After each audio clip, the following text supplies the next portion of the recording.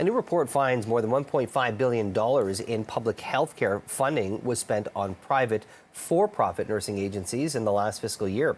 With more details on this, let's bring in CP24's Kayla Williams. Kayla. Yeah, Jamie, good morning. That number quite high, especially in comparison to where the amount was just 3 years ago. So as you noted, $1.5 billion, public dollars that is, towards for-profit nursing agencies, up from $247 million from back in 2020 and 2021. This new study was done in partnership with the CFNU and Queen's University. And with that, I'd like to bring in CFNU President Linda Silas, speaking with us live this morning. Thank you for your time, Linda.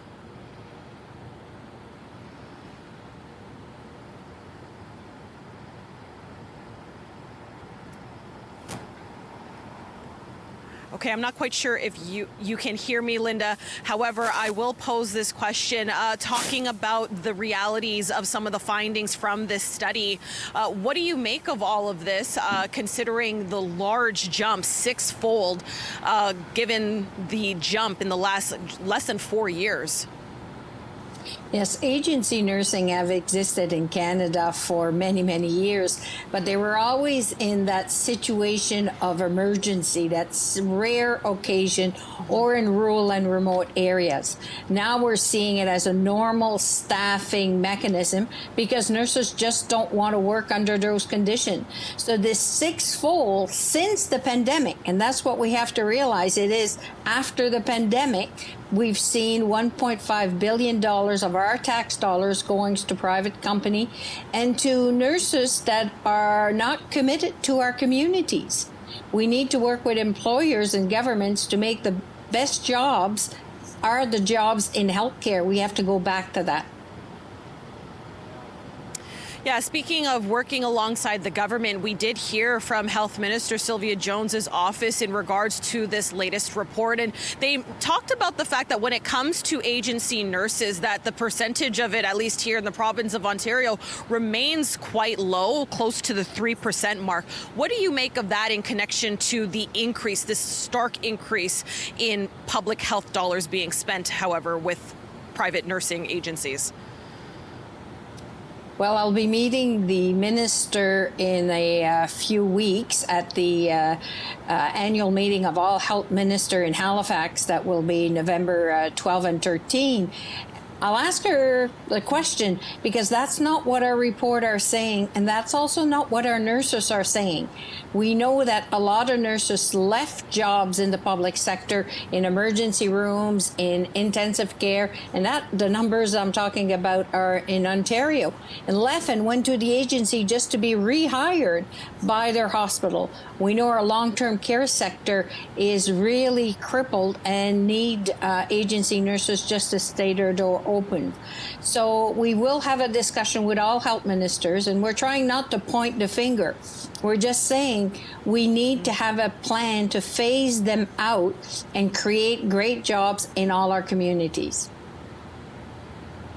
And for those of our viewers tuning in that may have not been able to read through this entire report, what are some of the recommendations that you are suggesting that can be done in order to alleviate this situation?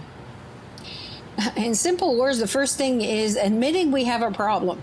We have to admit we have a problem, that the working condition of nurses are the pits and nurses don't want to go there. When 74% of new grads are saying, I'd rather have a job in the agency than have a job in my community, that is a big red flag.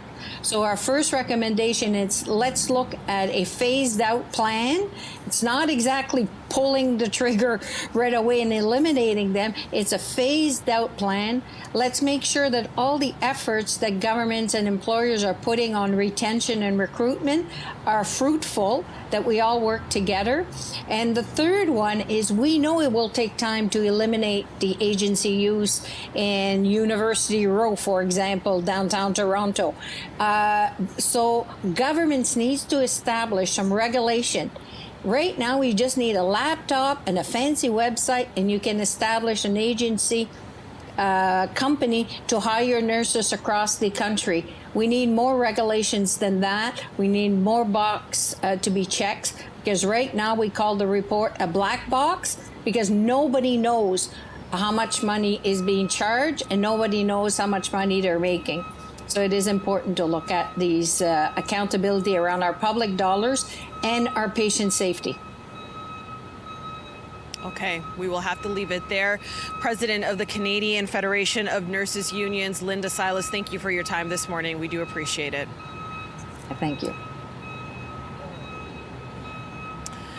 All right, Jamie. And so with that, as I noted, this new release in conjunction with the CFNU and Queen's University just came out this morning, but again, showing some pretty stark details in regards to the increase in spending, public health dollar spending, when it comes to private nursing agencies. We'll send it back inside to you. We appreciate that update. Thanks, Kayla.